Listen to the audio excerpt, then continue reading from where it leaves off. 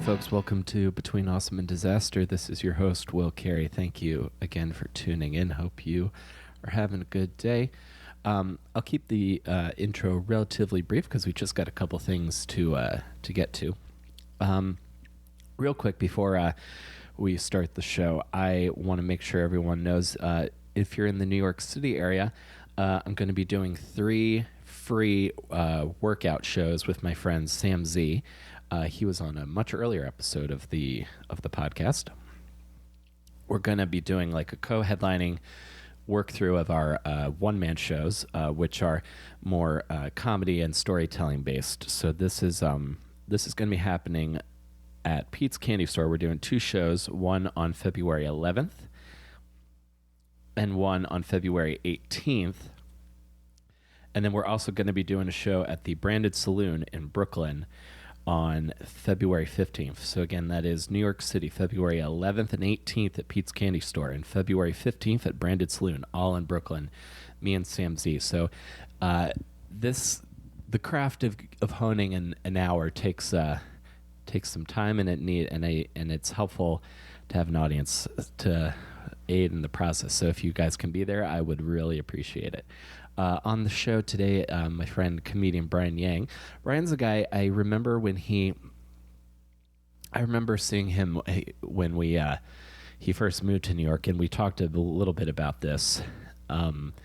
He kind of, and we talked a little about it. He sort of like fell in with my group of comedian friends that were from Baltimore, even though he was from Sacramento. And he's just very joyful, funny guy that I hadn't seen in a while, so it was great to get a chance to talk to him.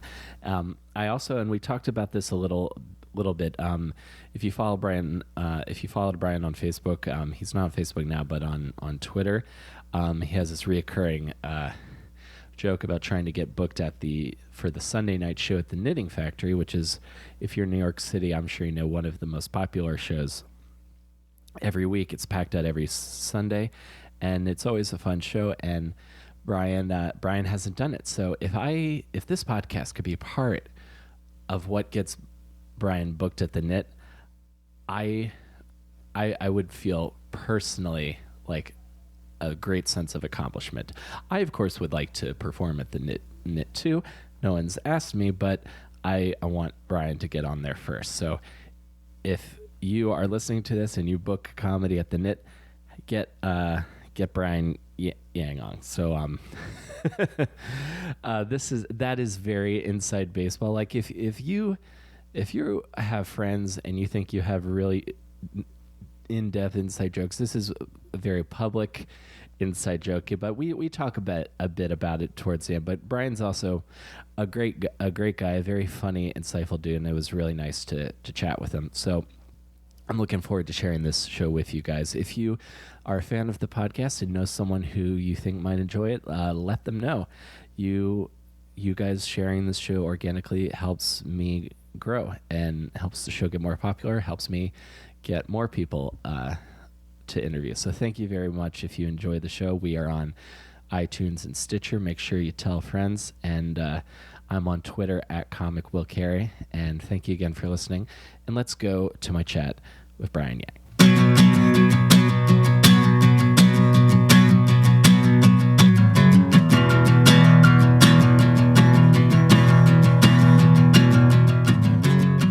When I was new, I didn't know what kind of stand-up I was going to be. Yeah. So it was like, oh, maybe I'll be like a Zach Galifianakis or like a one-liner guy. Sure, yeah. And then I was like, yeah, I'll just leave it in the stand. And then it was like totally not me at all, because like you're just figuring out like what kind of I know I like comedy. I know I want to be a stand-up. What kind of jokes do I do? So I did try that for like maybe like a week, and then I was like, that sucks. I'm not good at that. I have to like perform and tell a story. So I always now take it out and then move the mic stand behind me, which is like the number one pet peeve I have, is when new comics don't move the mic stand. Oh yeah, and it's just blocking them. It's like, dude, that's like the first thing someone should tell you. Like, always move the mic stand out of the way. It's so distracting when. Oh yeah. Yeah. So. Yeah, 100%. That's the one tip I remember from when I bought the Judy Carter book. Is that one of the first things? Yeah. That's the thing. Is there's a page where you say you take the mic out, you take the thing. It's like a power move. Yes. Like I'm in control. I wonder because the only guy I know who keeps it in the stand is Patrick Hasty, and he does it because his handshake. Mm-hmm. But another guy I wonder about, I've never seen him live, but I think Christopher Titus, even when he does clubs, like he always does it in his specials, but he has the lapel. He has no mic, he has the lapel mic. Yeah. I think I saw one too where he had like the bandana headphone mic thing, and I think it's just because he's so physical. And, it probably comes from his show where he was like so ranty and like doing like to the camera stuff. Yeah, so that makes sense. That seems so weird to me too. Like back in the day on Letterman, where they wouldn't let you have a mic, and the comics all had to just do like monologue style stand up. It's like, why would you do that? Like we do stand up in clubs every night with a mic in our hand, and it's like once you get on TV, sorry man, no mic. Yeah, but it seems like Colbert is lenient with that. I've seen. Some do it with the mic, some do it without. So. Yeah, because it's an adjustment. Like if you're used to having only one hand free, or having like, and then moving to two hands free, it's going to change how you perform. I think. Yeah, it's like a huge. Number one, it's like a weight. So it's like your hand feels naked, and then it's just like, this is insane. Like, what do I do with this other hand? And then Yeah, I always wonder what to do with my hands. People tell me, and I'm not doing it right now, but I tend to move my hands a lot when I talk, just in everyday life. And a couple of times people have grabbed my hands, and I've just started stuttering uncontrollably. Interesting. Yeah. So a lot of it comes from the hand movements. Yeah, I don't know what that's like, and I have no idea what that's related to. Like before I ever did stand up, I did do theater, so it's like a full body thing, right? But you want to open yourself up. Yeah, to the play to the old lady in the back, but I just I've never been conscious about it until someone grabbed my hands. I was like, it's like I completely forgot. Yeah, that's so strange. Also, talk. That's on them though. Why are they grabbing your hands like that?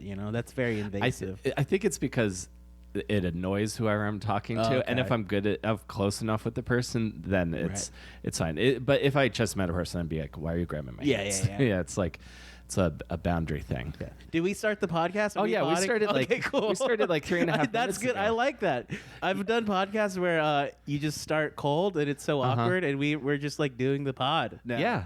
This is so natural. This is it. Just what a rapport right we built into it. In just, a few minutes. Absolutely. Because you're like one of those guys. You like so many people. Like I know you. I like you. I think you're funny, but I don't really know you. Yeah, I know. You were one of the first comics I met when I moved here 6 years ago. Was I? Yeah, at Laughing Devil, when it was Laughing Devil. Oh, yes. And because for some reason, I just fell in with all the Baltimore guys, and you were one of the guys that they knew, like Ben Rosen. Yeah, Ben Rosen. Joe Welke, all those guys that were Tim.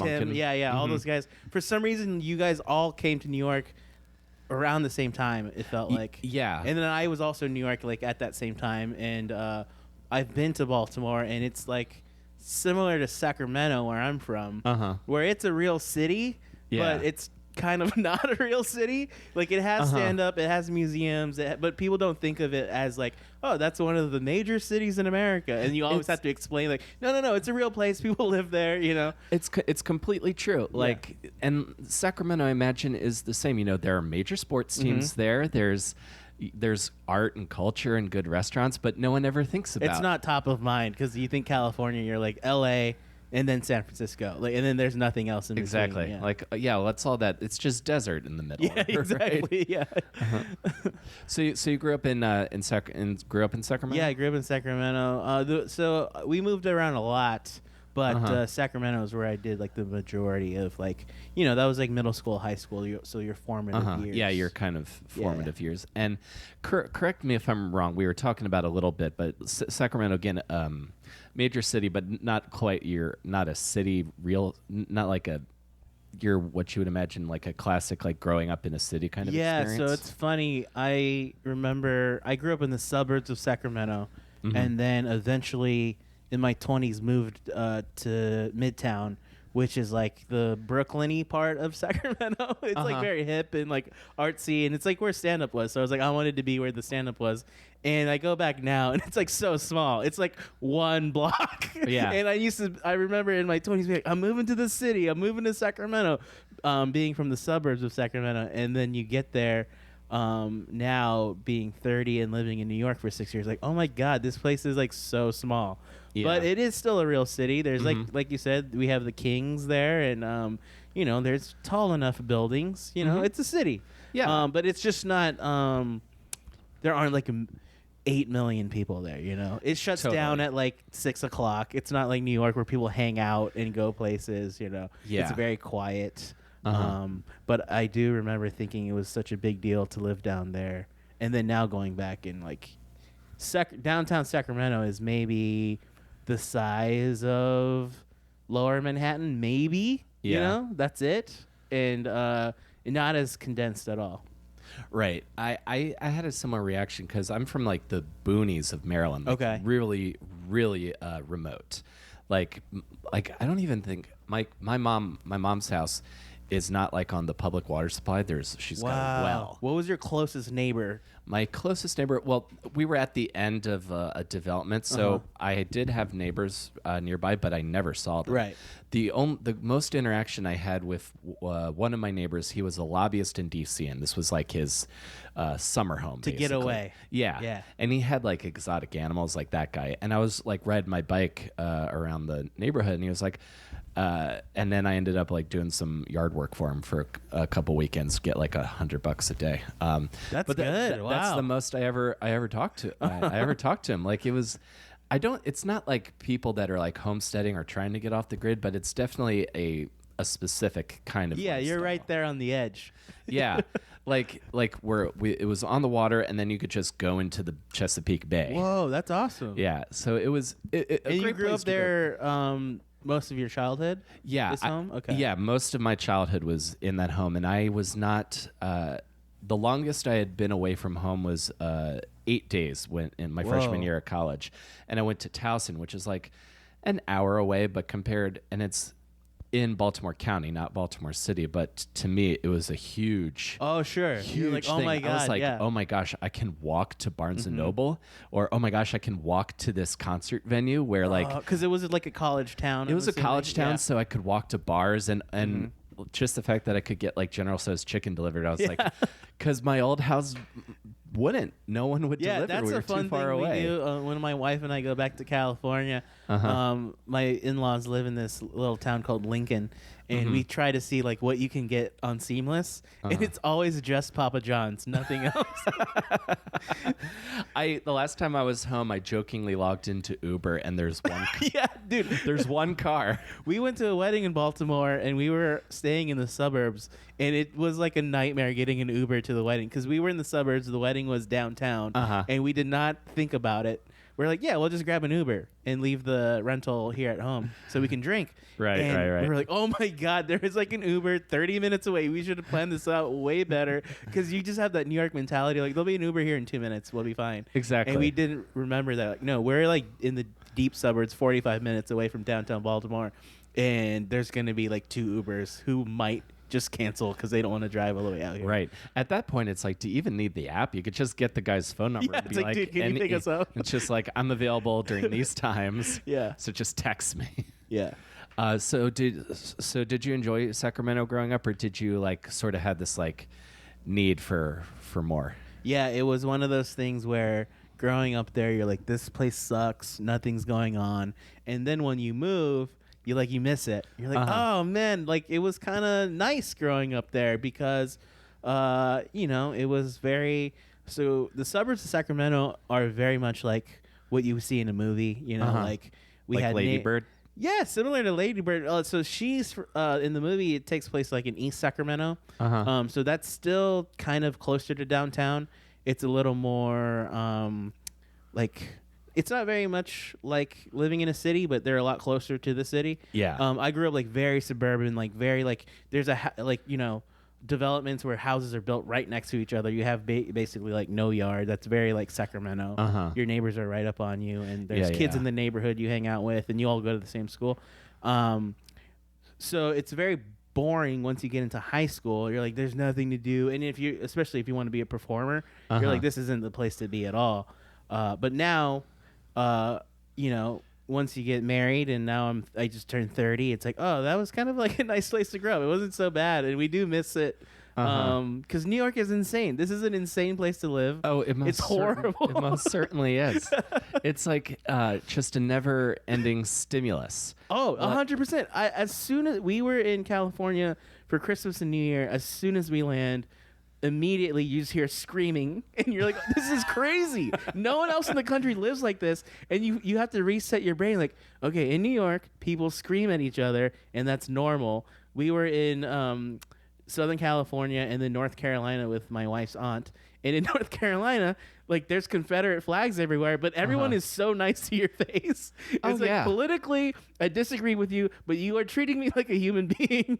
That's kind of nice. I know, right? That's so funny. Like, same thing. My hometown, I don't know if you saw Michael Moore's latest movie, Fahrenheit 11/9, that's about Trump, but there's a sign from my hometown that made it the news that made it into that movie that's like, liberals, if you want to impeach Trump, you got to bring your guns. And I'm like, but the thing is, the liberals in my part of town have guns. Right, yeah. So that's sort of like a half dozen six sort of situation. We were in Kill Devil Hills, North Carolina, which isn't too far. All the towns in North Carolina have such sinister sounding names. Insane, yeah. So we actually landed in Norfolk, Virginia. So we were like, because Chelsea, my wife's aunt, lives in D.C. So we've been close to where I'm sure where you grew up, or the same.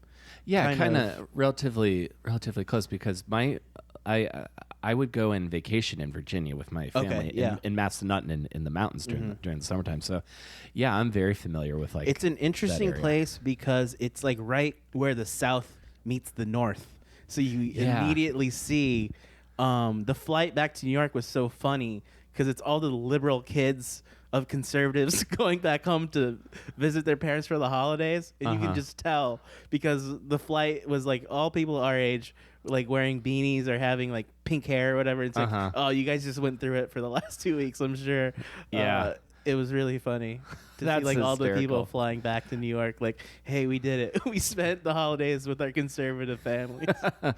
Oh, I could totally see that. My holidays, and I don't know if you have this or not. I'm not sure like how your folks lean, but my dad has never told me who he's voted for in his entire life. That seems like such a white people thing, because my in-laws don't really talk about it either. Yeah, because my wife is white. And it's like this weird taboo thing. I'm surprised your dad hasn't even told you, though. That's super interesting to me. No, like my mom, yes. Like, but he, I don't know. I feel like there was a time, and there's that old Dave Chappelle joke where he's like, see, this guy knows who he's voting for. He's just not going to tell me. I don't know why white people decided that it's impolite to talk about who you're voting. Yeah. And this is before like it could start a fight, you know? I guess it's just like such a personal thing, but it's so funny. People our age, we're probably like the same age. Yeah, I'm turning 33. Okay, so yeah, we're not too far we're in the same demographic. Millennials, all we talk about is money, politics, and religion. Like, it's not one of those things where our parents told us never talk about that, but with my friends, that's all we talk about, because I think none of us have money. Most of us aren't religious or were and just stopped. And then most of us lean to the left. So I think when the government had its shit together and people had money, like, those were taboo things because people differed politically and made, like, I think a lot of people our parents' age made living wages. So it was like, oh, don't talk about money because they might be able to go on vacations more often than we could. But now we're just like, none of us make money. We're all freelancing.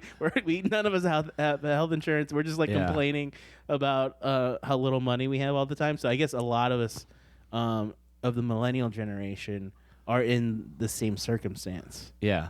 And needing someone to be like, what? This is like, what the fuck is going on? Yeah. Is this ever gonna end? Yeah, exactly. I could totally see that. So, so you knew early on that you had to get out of Sacramento. I'm curious, what was your home life like? How are your folks?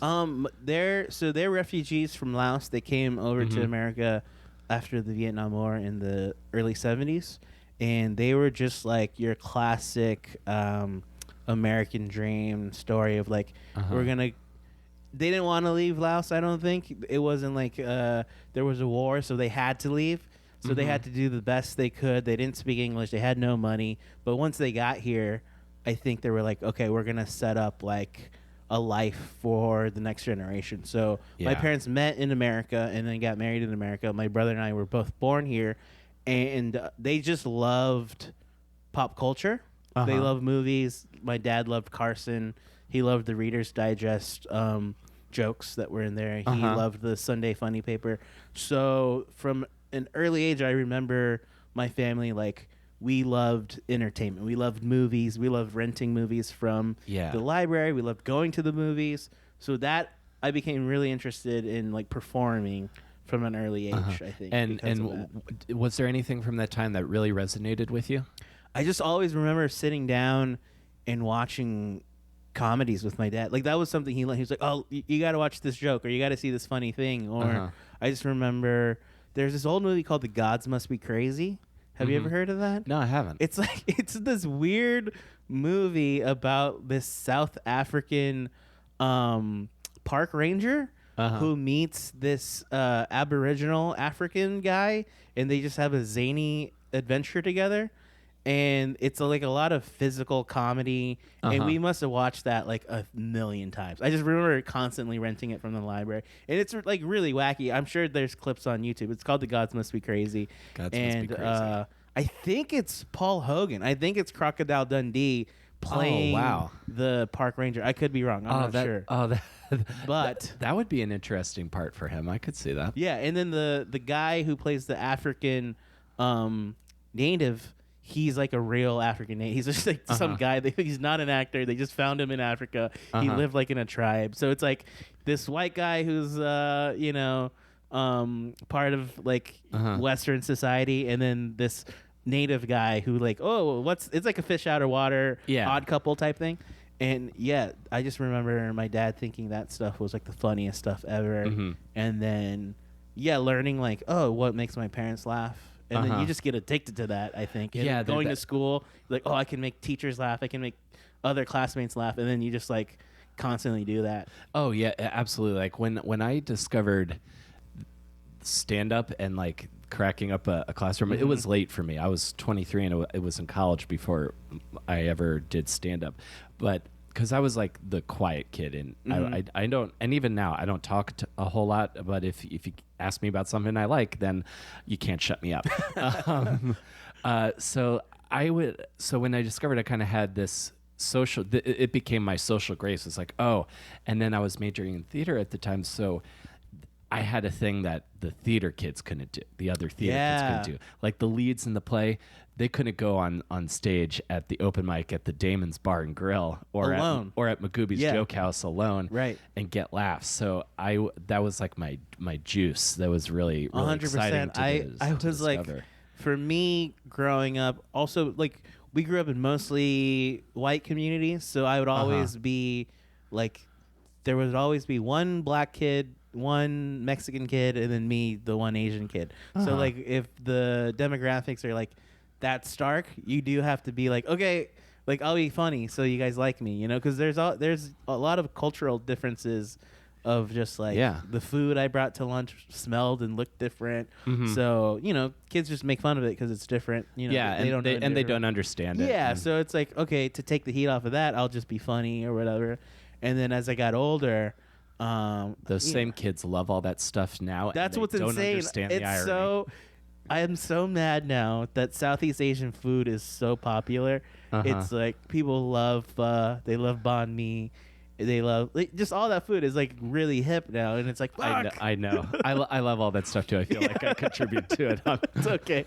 I'm glad it like got there. That's like cool to me though, because just 20 years ago, it was like, what the fuck is that?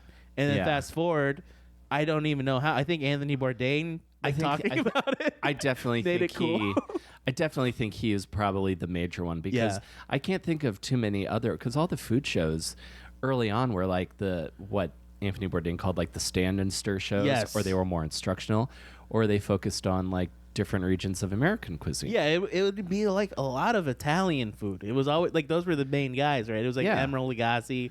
He was like the big dude. and I guess Guy Fieri. Yeah, American. Yeah, leading and stuff. and I love American I love American barbecue, but Yeah. you know, like Korean barbecue is It's incredible. incredible, It's insane. and amazing. in so Japanese many different ways. barbecue, so good. Oh my gosh! Or the first time I was in Tokyo, and I discovered katsudon.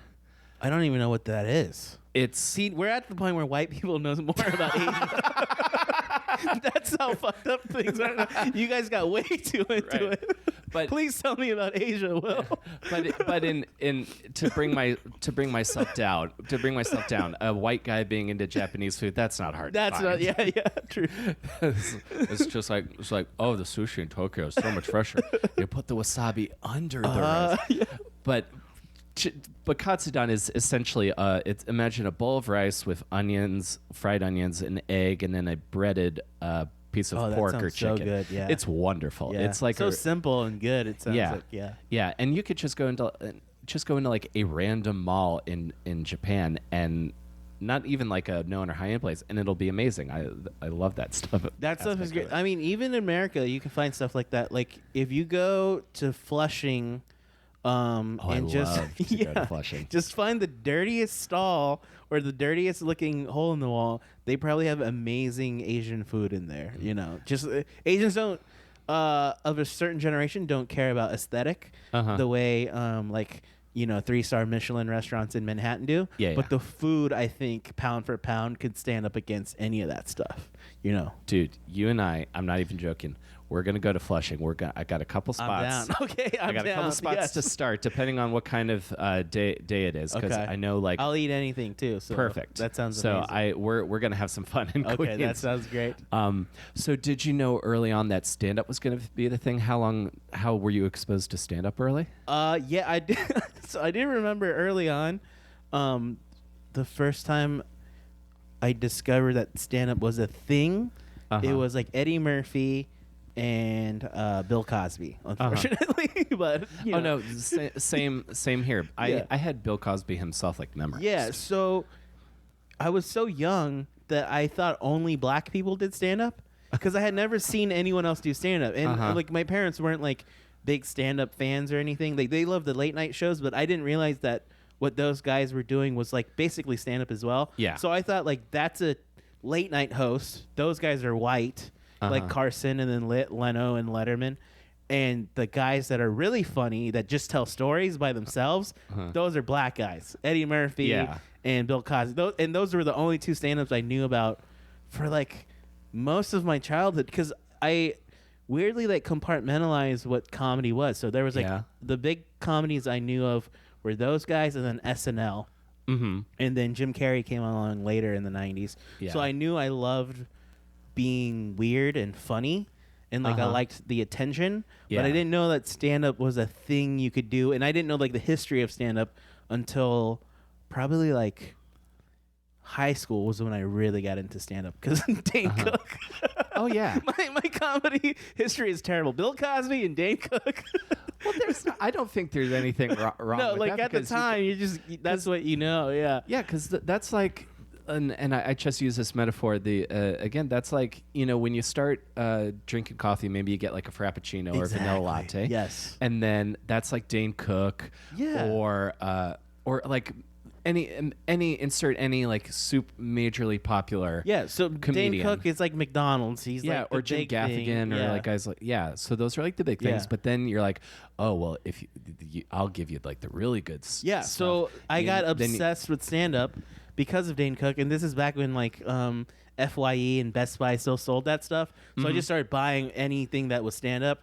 So that's when I got into why I still argue why Dane Cook was good for comedy, because he was like the #1 selling stand-up album since Steve Martin, and that got me to start buying comedy albums. So I bought David Cross's Shut Up You Fucking Baby. I bought Patton Oswalt. I bought Werewolves and Lollipops. Werewolves and Lollipops. I Great bought album. Maria Bamford. I bought Zach Galifianakis. He had like the first Netflix special.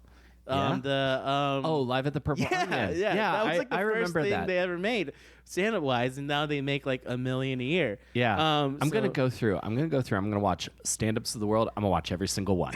It's gonna take me a while, but I'm gonna do. Just to see, it. Yeah. So then I got into alternative comedy through Dane Cook, because it's like when you're at the comedy section, it's not like now where you can go on iTunes and just look up anything you want. They had the selection that they had. So I just bought all that stuff or downloaded it on Kazaa, you know. And then from that was probably like my freshman year, and then I watched everything that was on Comedy Central, like all the half hours. Those are so important for our generation. That was the golden age, I think, for us, because if you look at those half hours, it was like Patrice O'Neal, Bill Burr, Jim Gaffigan. It was like all of the legends now. Oh, yeah. Know? 100%. I remember seeing the one I always remember the most is Jim David. Oh, yeah. I think he was the first gay comedian I'd ever saw. And he had this great joke where he talks about his dad asking him about his partner. He's like, "What do you do?"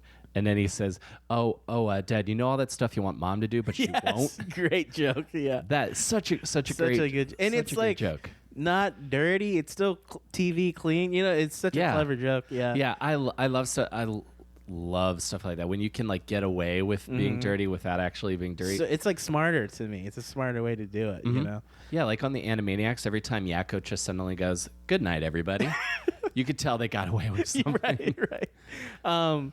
So I got into that, and then my sophomore year, I think, was when Chappelle show blew up, and then I got super into Chappelle and watched everything and anything. This is in college? No, high school. Still. High school. Yeah. High school still. Okay. And then like, I think YouTube was slowly becoming a thing. So then you could see like, oh my God, this Chappelle guy's been on like Conan 1 million times. Like he was just like this dude that they would have on, and so like I found out everything about that, and then I started listening to Opie and Anthony before they were alt-right. Right. Or maybe they were, but it wasn't like a thing. Like, but they would just have like awesome comics on all the time. Oh yeah. And just sit in for 3 hours. And to hear guys like Patrice and Burr just be funny for 3 hours, like, this is amazing.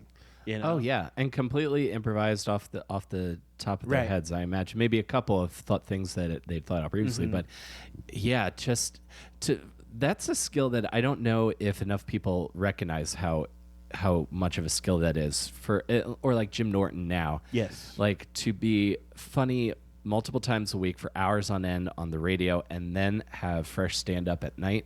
It's crazy how much stuff they're just running through. Yeah. It's really crazy. Yeah, it absolutely is. So so you're in high school, you're discovering stand up, and how long does it take you to try it? Did you start in high school or college? I was obsessed with stand up all throughout high school. I got I bought everything, every special, every record, every album I could find. But even still doing that, I was like, I didn't think I could do it. So I went the safe route. I was like, I'll major in journalism, and because we had a school paper, and I had it like kind of I was like the only one in the school paper that was funny. So my stuff was popular. Like, people didn't read the paper, really, because it's like the high school paper. It sucks. Who's reading it? But people were like, dude, your stuff is like funny. We read your stuff. So like, cool. I did you're young, so I just copied shit that the Daily Show was doing. So I would just write, like, not copy the jokes, but like ideas like George Bush sucks. Even though I didn't know anything about politics when I was 17. But I would just like, oh, like the Daily Show says he sucks, so I think he sucks. So I wouldn't copy their jokes, but I would take like the premise of George Bush being dumb and just write an article about how dumb he was, knowing nothing about politics. And then I just I stole the top 10 list from Letterman. So like I would do a top 10, but like about the school, like the top 10 reasons why. I remember we got rid of cheesy garlic bread. And that was like a huge deal because all the kids loved cheesy garlic bread because they said it was unhealthy. And I did like the top 10 reasons why they're getting rid of cheesy garlic bread. And then, just like stuff like that. And so I was like, oh, maybe I can do this for a living. I went to college trying to major in journalism. And then in college, I realized, like, oh, like, you can't just do this. You have to be like a real journalist. Yeah. If you want to pursue this. You can't just write funny shit, right? And this is like a little before blogs were a thing or whatever too. Yeah. Because I was in college in my freshman year of college was like 2006, 2007, and then I flunked out of college because I was a terrible student, and then just started doing stand up at 18. And were you still in California? Yeah, I went to Chico State, which is like north of Sacramento. Okay. It's like an hour north. So then you were just like, and then after you drop out, you're like, stand up. Yeah, I realized like, oh, I've wanted to be a stand-up this whole time.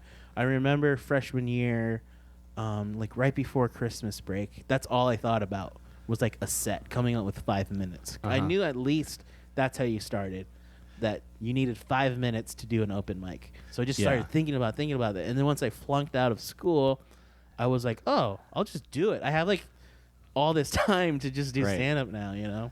And how did your immigrant parents from Laos who fled the Vietnam War handle this adjustment? Well, what's great about having parents that probably are suffering from mental illness and PTSD is they had a lot of their own issues. I think they were like going through a divorce and, you know, stuff was rough. And so I at least was like, I'll go to community college. So I went to like a year of community college just to like do something. Yeah. To have a place to go during the day. And then my parents got to a point where like, dude, you suck at school. What are you doing? So they were cool enough to say like, you either got to quit school or quit comedy. And I was like, are you serious? And they're like, yes. So then I was like, I quit school. And then they were fine with that. They're like, all right, then, well, it's going to be hard because you have no education. You're going to have to get a full-time job. So I just got a job at like Macy's, working retail. And I did that during the day and did stand-up at night. And then, you know, slowly I got better day jobs just because I think like if you do comedy, people put a lot of value in that. They're like, oh, you do comedy, you could probably write. So I got like office jobs doing like data entry, even though that has nothing to do with comedy. I think people are like, yeah, there's a funny guy. He's good for the office. Yeah. So I feel like if I had just flunked out of college and had no goals to do anything, I probably would just be working retail my whole life, which is fine. A lot of people do that. And I probably, you know, you'd make decent money. You can start working commission. Yeah. And if you become like a manager, yeah, exactly. You know, that's a pretty good job. Yeah. And then maybe you could become like a district manager. Yeah. That's even better money. So and I kind of liked retail. It is like a little bit like performing. You're constantly in front of people. And like stand up, doing open mics, you just run into like the worst possible people on earth. Yeah. And I think that really, I think you should work in retail or in food service at least a little bit if you want to do comedy, because that prepares you for like anything. Oh, 100%. 100%. Anything can happen if you work food or retail. Yeah, like I used to work at Target, and I worked 3 like Black Fridays. Yeah, at Target in electronics. Okay, so you know exactly. While the Nintendo Wii was popular. Oh my God! So yeah. I was like, yeah, if I have a bad set, it's gonna not be as bad as when a crazed mob ran at me. That is exactly what I tell people and think to myself all the time. A bad set will never be as bad as the day after Black Friday was even worse for clothing retail, because that's when people return all their shit. Right. And you just have stacks and stacks of clothes. First of all, you're doing returns, and then after you do returns, you have to fold everything and put it back. It's horrible. And like, stand-up is so easy compared to that. It's like, even if you bomb, it's like, well, I'll just go home now. Like, yeah, you know? or I'll try again in 2 hours. Exactly. You know, yeah, nothing can be as bad as working food or retail. So yeah.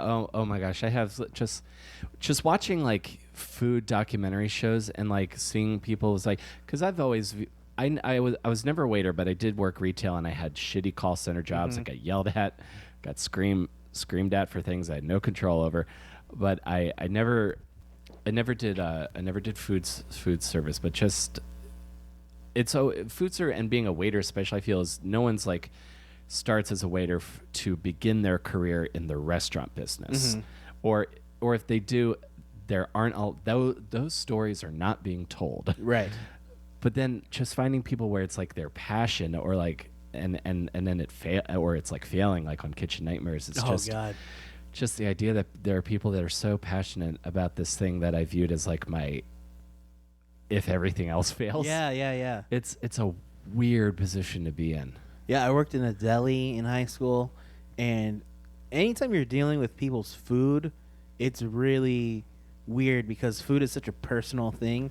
And if you fuck up someone's order, they're so mean to you. And you worked retail, people don't think you're a human being. No, yeah, you're like the help. Yeah, exactly. And they think you represent Macy's or Target, but they don't realize, like, no, I'm making so little money. I don't care about this corporation at all. But they're like, I'm going to give you a bad review. It's like, okay, sure. I'm like, go ahead. Yeah, you can't. There's nothing you can take from me. What are you going to do? Take away my $300 every 2 weeks? Exactly. So that's a great way to prepare for stand-up if you want to prepare for stand-up. Yeah, just prepare and especially for people who are listening who have an open mic in their hometown that some audience comes to. If you're going to move to LA or New York, that is not going to be the case. Oh my God, yeah. So I started in Sacramento after I flunked out of school, came back home, and you living in New York, you really take for granted how back home real live human beings go to open mics in your hometowns. Yeah, we had two. Like the big two open mics in Sacramento. One was at a coffee shop, and then one was at the club, and they would be like sold out every time. The coffee shop mic was once a week, and that's insane to have like a packed coffee shop for an open mic of Sacramento unknown comedian. There is no chance that any famous comic will ever drop in, and people are just like, we want to see comedy. And in New York, it's just all comics. They're performing for all comics. Yeah. If you're at a mic. So yeah, do not take that for granted. That's why I loved starting in Sacramento, because it's a city that had no comedic voice, so you can't be influenced by anything. Like the guys I started with, we all kind of had to find our own voice. So we were hacks, but we were our own unique hacks. And then you get better because you push each other up. And I think like you kind of challenge each other. You challenge each other. And I think in New York is such a strong certain type of voice that I think sometimes when people start in New York, they're like aggressive, even if they're not aggressive as a human being. And it's like, oh, that's kind of weird. Like, why are you being away? You're not, like I was able to find who I was starting in a town where no one cared, where there was no industry. So even though I'm in New York, where the comedy style is more aggressive than a place like I'd say Denver or LA, I can still do like my calmer California style with New York sensibilities sprinkled in, but not just be like, what the fuck's wrong with this guy? Like the Comedy Cellar guys, I always thought of like as my heroes. Like that's the kind of comedy I thought I wanted to do. Like Nick DiPaolo, I thought like that's me. I'm gonna do. And then you realize like, wait, I'm not angry. Oh yeah, there's so many comics, and I sort of went through this this time where I started listening to more comics that I was not like at all, because I was afraid of being too influenced by my favorite one-liner comics like Demetri Martin or Mitch Hedberg. So I started listening to like more like Bill Hicks and Bill Burr and like the tough crowd kind of guys, because it's like I like that, and there's definitely some technique that you can pick up from that without impersonating Patrice or the precious little baby open micers who think you can be Patrice O'Neill by just being a misogynist. I see a lot of guys. That's why I was like kind of bringing that up, like who obviously you're going to be influenced by Patrice because he's like one of the best to ever do it. But yeah, if you're like brand new, like there's no reason to be mean to the audience right off the bat. The reason why Patrice could do it is because by the time we heard about him, he had been doing comedy for decades. Yeah, like and he knew how to dig years. himself out of a hole. Like the magic of Patrice was he would say something super misogynist or super homophobic, and then he would dig himself out of the hole, and you're like, how did he do that? It was like Houdini. Yeah. When you're new, you're literally just saying something homophobic. It's like you don't know how to dig yourself out of the hole yet. Yeah. So like, don't start there. You know? Yeah. The whole hole is just like all you know is say fuck you. Yeah, exactly. And that's not a heckler takedown. Right. That's just That's just what everyone says. When Patrice starts that bit of there should be an harassment day, and you're like, no, this is a horrific thing to say. And then he explains it, and then the audience laughs whether or not they agree with him. Like, that to me is magic. Because, like, I don't agree with that joke at all, but I know it's a funny joke. You know? Oh, absolutely. I find some of the people that make me laugh the hardest are people I don't share a lot in common and I with. think that's okay. Like, I think you can laugh at stuff you don't agree with. And kind of now I feel like people, if they don't agree with something, they're like, that's not funny. But I think you can be like, no, that's something I disagree with, but it is also funny, you know? Yeah, exactly. I agree completely. I don't like too many. I don't think there should be any rules to when you're starting comedy. But the one thing I would I wish could be implemented is that I think before you start trying to be Bill Burr or Patrice O'Neill or doing the contrarian thing, you should know how to write a joke about yourself. 100% agree. Write a joke about your job. Write a joke about a thing you saw. Yeah, I would totally agree. Look inward before you look outward, because so many comics only see the finished product of a Bill Burr type guy, right? You see him doing his special in Madison Square Garden. He's been doing comedy for 25 years. He knows how to shit on people. You don't. So shit on yourself. Shitting on yourself is the safest target. No one will get offended. Because even if you bomb shitting on yourself, people are like, well, this guy, he was making fun of himself. So even though he bombed, it's kind of funny, you know? I also think it's a good writing habit because if you think about Twitter too much and trending topics and what's topical, it used to be all the late night shows would kind of have a similar joke on this. Sometimes have similar jokes on the same topic, but now with Twitter, there's so much parallel thinking. A ton of people could think the exact same thing right as the news is happening. Everyone's trying to be first. So I think if you're able to, again, shit on yourself and that, I think, and really go inward and really dig in and are being forced to dig deeper, the stuff you're going to come with it is going to be hard to steal. Yeah, I always think about Patton Oswalt talking about Maria Bamford. He goes, she's one of the best comics because if someone stole her jokes, you would know that they stole Maria Bamford's jokes because all of her jokes are so specifically hers, right? Yeah. It's all about her psychosis. It's all about her personality, her family. She never really goes out and makes fun of the world. It's all her own view of the world. And it was such a cool, eye-opening thing to be like, oh, yeah, if you make your jokes so personal and so unique, they will never be hacked. They could be not funny, but you'll never be hacked or you'll never be accused of stealing anything. Yeah. And I think it is much and better. It can hurt to bomb with stuff that's a personal stuff that's about you, but you're at least memorable that way. Exactly. Yeah. Also, you don't want to be the guy that in some secret comic Facebook groups oh, do you see that dude? He was just shitting on black people. Why? You will never be shit on in a secret Facebook group if you're just making fun of yourself, because that's what everyone does when they start out. They'll just be like, oh, that guy was bad, but whatever. You know, they won't remember you. Yeah, exactly. And then also, I think New York especially. And you said you moved to New York in what year? 2012. 2012. Yeah. So a couple years after me. There's again, you know, there's a certain amount of once you're around, and I think again there's that sort of hazing process. I think when you first get to New York. Oh yeah. Where I think people want to know that you're good, that you're serious. They're earn it. Yeah. Even if your stuff's good, we're not gonna laugh for a year. Yeah. For the longest time, I would go to open mics and just feel like I'm at a party I wasn't invited at. 100%. I would just walk around and no one would talk to me, or I'd go after the mic, everyone's hanging out on the street, and I'd stand there hoping someone would say, yeah. And then I would just leave after a few minutes. I feel like it sucks, but it does make you better. Yeah. Just like the wave pounding on a stone turning into a smooth rock. You know what I mean?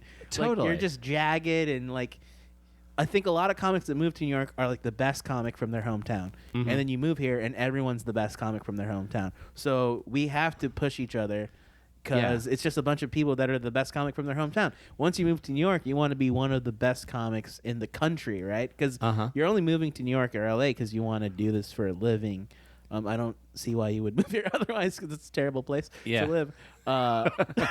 So that hazing does suck. I do feel like now, though, like the younger comics below us seem a lot nicer. I don't think they do that. I talked to comics that are like 23, 24, and it seemed really nice and positive towards each other.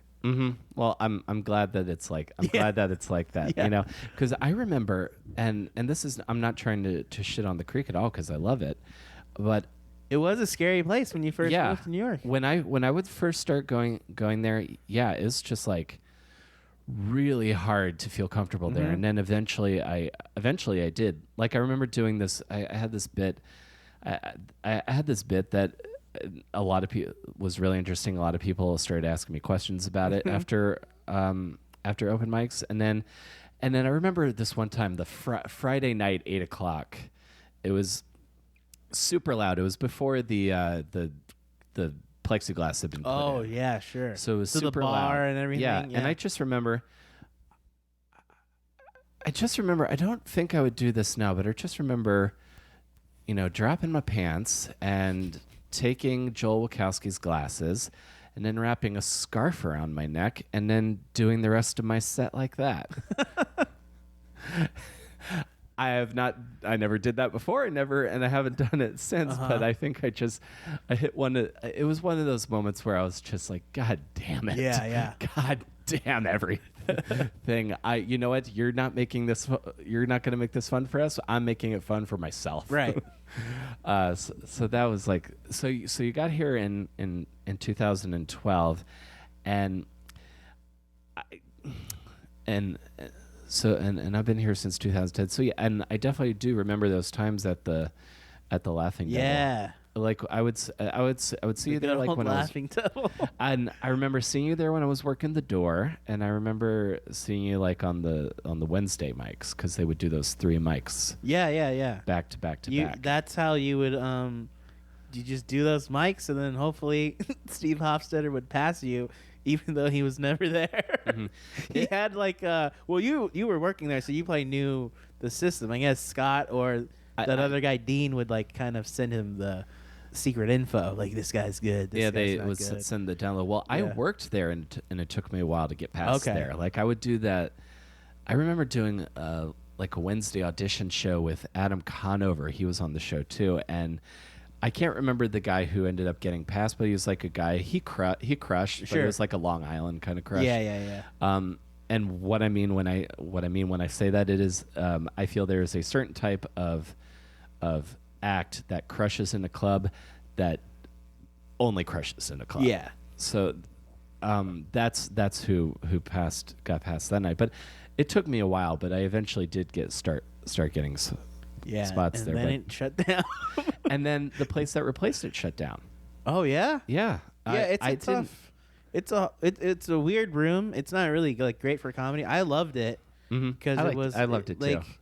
It was fun because you didn't need that many people to fill it up. And it was decent. But yeah, it's just a weird location. I don't think people really thought of comedy there. Yeah, and it was an interesting setup too. I don't know if you were ever there when the stage was at the far end of the room. No, it was always in the middle. Like okay, so yeah. I remember when it first opened, I actually helped Steve Hofstetter's dad build the stage, who has since passed away. It's rest in peace, Marty. He was a cool guy. The stage used to be at the far end, and you could really only play to the first 3 tables. Yeah, because it's such a long room. Yeah, and like people towards the back would just kind of tune out, and then I can't remember whose idea it was, but they eventually moved it to the center, and then actually a friend of a friend who worked at a metal shop donated the big logo. Oh, okay. And then I think it got better. Like you kind of had to do, like I always did, like when I would do shows there, I'd do the setup. I would be facing like stage left, and then by the time I did the punchline, I'd be over here. Oh yeah, I'd be facing the other side. Yeah, you kind of like a fan. Yeah. Let me ask you this. So you've been in so we're coming up on like 30, 40, 50, 60, 70. like 7 years? Yeah, it'll be 7 in July. Where are you at now? Is I know you're trying to get booked at the Knit.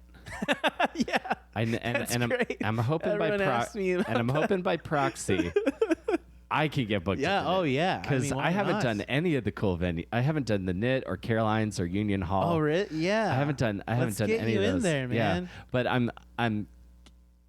I know this is like your white whale. It is, and I'm unabashed about it too. Which is what I like, because everyone gets to a point where it's just like I got to write some funny statuses about trying to get booked on shows. But again, it's just the Knit for well, you. yeah. I also I a couple years ago I started just like blatantly posting "Please book me" as a Facebook status, as a bit. Because I thought, like, anytime a comic posts something funny, you're basically, like, asking to be booked. You're, like, saying, like, look how funny I am. Or the classic thing when a comic goes, oh, last night's show at such and such place was so fun. Everyone check it out. You're basically saying, look, I got booked. Please book me again. Also, I had a good set. Yeah. So I was like, how? So you should like, book me. I was like, what if I just distilled that and just like took it to the core of like everyone's just asking to get booked on Facebook. The only reason why anyone in comedy has Facebook is to get booked on other shows. Yeah. So yeah, I just started posting "Please book me" as a bit, and then in real life, people would come up to me like, "Hey, you getting booked?" And I was like, "Oh shit, it's like becoming a thing." And then for some reason, I was just like, you know what? Like, I should be on one of the Knit shows. Like, just because, like, comics at my level were doing it. And, you know, it's also on me. Like, oh, yeah. I don't doubt that you would do very well. I feel like I would. But also, like, I don't, like, you know, I'm married and, like, I don't, like, I don't really hang out. So I think a lot of it is that, which is fine. But I feel like also, like, I should be booked there. So I just unabashedly transition from, I still do the "Please book me" thing once in a while, but now it's just like, how many memes and posts can I do specifically about the Knit? Specifically about the and that's of course the Knitting Factory in Brooklyn. Yeah. Which is I feel like it was Hannibal Buress was the I think was he the first comedy show there? I think he was the first guy, and then he handed off to his friends, and then it's been handed off to 3 women now. Yes. So it's just like to me, I think it's like the coolest bar show in New York. It's got to be. I think so. I think so. Or the most well known. Yeah. And it's a cool spot. I've gone to concerts. Yeah, yeah. I've gone to concerts cool. there. And it's packed out every Sunday. Yeah. So I was like, I want to do it. I want to do it. Yeah. Well, I think this will. I don't know if the 3 ladies who run it now listen to my show, but this will be. They're my 3 favorite comedians. If I can help you book the Knit, if this podcast could be what gets you on at the Knit, Sydney, Marie, Amina, you guys are my favorite comics in the city, and I say that with no.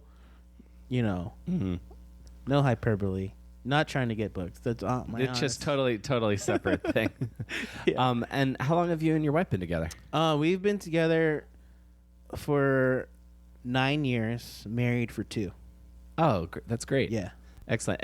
And her name is Chelsea. My fiance's name's Chelsea. That's all. Every comedian's significant other has to be named Chelsea. Yes. So this is something I also ask. I feel like I'm getting it better now, but how do you balance being like a good husband and making sure that you're fulfilling like making sure that you're not absentee in pursuit of dreams and getting booked at the Knit. How do you keep that balance? So I think I figured out for me, I think so they're like comedy is cool because you can pursue it however you want to. So you have the comics who are doing like 3 or 4 mics a night. Yeah. And going up every single night of the week. So for me, I felt like I'm funniest when I'm living my life like a normal person. And then gleaning comedy from that. So I don't do like 3 or 4 mics a night. And I feel like that just works for me. Because like I have a wife, we have a dog. Like we live like a pretty domestic life. If I wasn't a comic, I'd just be like a regular guy, I feel like. So I think I try to bring that to my stage persona. Like, Mm-hmm. I'm just this dude. I got this relationship. I'm just like a normal person. I think getting a lot of reps early on is great, but at a certain point, it's diminishing returns because I've seen comedy where people come on stage and it's like their fourth set of the night. Yeah. And the set is bad, and because their comedy is like has become about comedy, Yeah. which is not relatable. Like they're doing jokes about mics. It's like, whoa, that's like not worth it to do, in my opinion, because you'll never be able to do that on the road. No one knows absolutely not. how mics are. Or I've heard people bomb and be like, that work joke at the mic before. And it's like, oh man, you're doing too many sets. I feel like It's like different room, dude. Yeah. It's like, it probably did, but also, it didn't work this time. Like, why are you being self-conscious about it? So I've seen when doing too much comedy can hurt you and make you go crazy. Yeah, I remember hitting that point, and I do fewer sets right now, but I have fun when I perform, and generally the sets are pretty good because it's if I'm not getting up, I'm still working on stuff or I'm sketching out the ideas. But when I agree with you. I think you have to put in reps. So you have to get to the point, you have to physically be on stage with a microphone talking for a while, just so that's not a foreign concept. Yeah, that feels like home. Yes. But if it starts, when you start, it's like watching a DVD commentary of a DVD commentary. You get when it starts to get a little too meta. You got to still be able to have like real experiences that you can. Yeah, exactly. Like I have little pet peeves. Like obviously, I think you can make anything funny, but when I hear comics doing jokes about stand-up or about auditioning or about like gigs, I'm like, I don't love that because I don't even really love movies that are about making movies. It's like, no, take me somewhere else. Like, this is a format where you kind of want to bring the audience in and have them connect with you. So I just feel like as soon as you say like, oh, so I was on audition today, and that's your premise, it kind of makes you feel foreign and not as like easily of a person to connect with, because you're, oh, this guy's like above us or what. Even though we literally are on a stage and talking on a microphone, my preference is to kind of create the illusion that I'm just this funny guy talking to you. Yeah. And so like I try to keep my material about like, even if I do material that the audience doesn't agree with, because I've done political humor in very conservative places where they probably necessarily don't agree with me, but I still get them to laugh because the joke is still funny, even though it's making fun of a thing that they like. Like I think bringing a crowd on that journey is more interesting than sometimes it feels like comics are just bragging about their credits on stage. Right. And I hate that. I really hate that. Like this sort of like, oh yeah, I was at this. That's why I try to be sparing with like the travel stories, because I've been lucky enough. My fiance and I have traveled quite a bit. I think that's okay, because you're still, the premise is that you traveled somewhere with your fiance, right? Right. It's not like, oh, I was auditioning for the sitcom. Like that's like a little too foreign. But like people travel with their significant other, they can connect to that. My favorite joke about I just thought of it while you're talking. I'm totally. I think Baron Vaughn has this very funny joke. I think, and I don't even think it's on an album. I think it's just on like a video from College Humor Live, where he was talking about because commercial auditions kind of just break you down to your most stereotypical aspects. Yes. Where it's like if they want a black person, then it's like we want a Chris Rock or Chris Tucker, just like that's our idea of black people. or Gabriel Iglesias did this thing on Arsenio where he was doing voiceover, and the director is like, could you add a little more spice to that line? Yeah. Which is basically like saying, be more Mexican. Can you sound Mexican? Please? No, so I think my friend Mike Brown does a great joke about he's a black guy and he got called in for a fried chicken commercial, and he has a great bit about that. But the bit isn't really about the audition; it's about his like internal struggle of like wanting to make it, wanting to get the gig, but then also not wanting to play to that stereotype, you know? So like, oh, totally. yeah. So I think obviously there's always ways to make things funny that are hard or like not palatable or like even like not to my own taste. Like there's always exceptions to the rule for sure. I agree. Tell Mike I said hi. Tell him I want to have him on the show. Oh, dude, he would be a great guest. He's so good. We've talked about it briefly, but yeah. Oh, great. Yeah. We talked about it a little bit, but I haven't heard from him lately.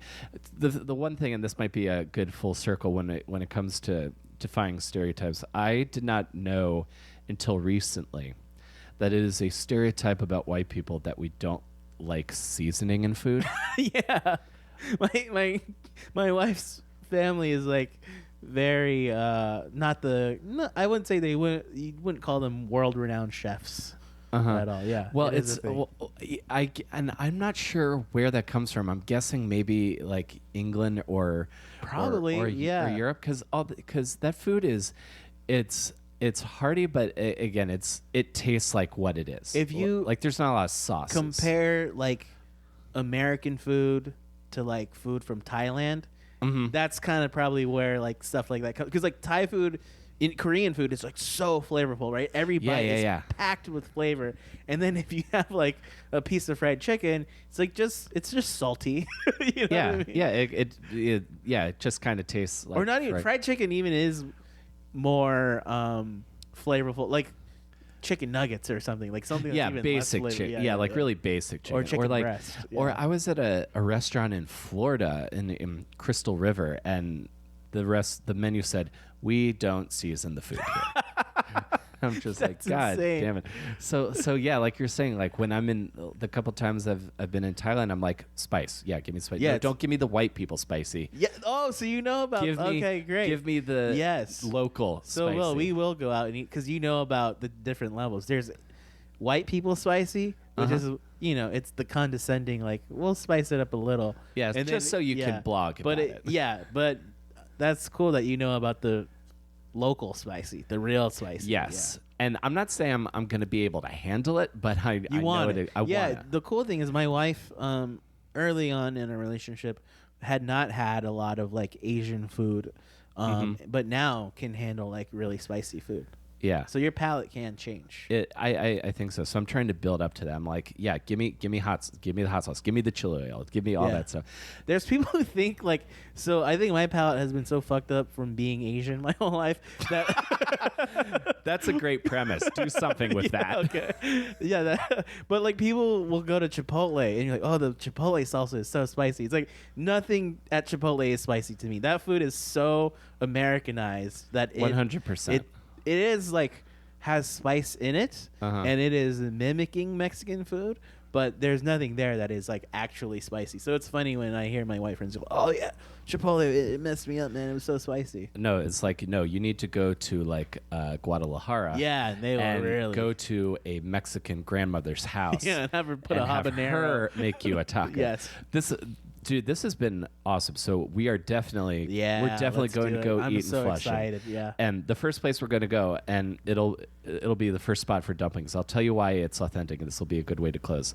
I was doing an editing class in at Queens Public Television, and I go into the spot by myself to eat dinner before my class, and this Asian guy is sitting next to me, and he taps me on the shoulder and goes, "Excuse me, I have to ask, how do you know about this I love it, place?" yes. So that'll be the first place we go. Dude. Yeah. If you see only Asians in the place, it's probably really good. Hell yeah, dude. Awesome. Is there anything you want to promote before we get out here? Just follow me on Twitter at Bryan Yang, Bryan with a Y, and my website is bryanYang.com. All my dates and everything are there, and yeah, that's it. Awesome. I had fun, man. Dude, thank you so much for doing this. It's great to see you again. Yeah, great to see you too. This was great.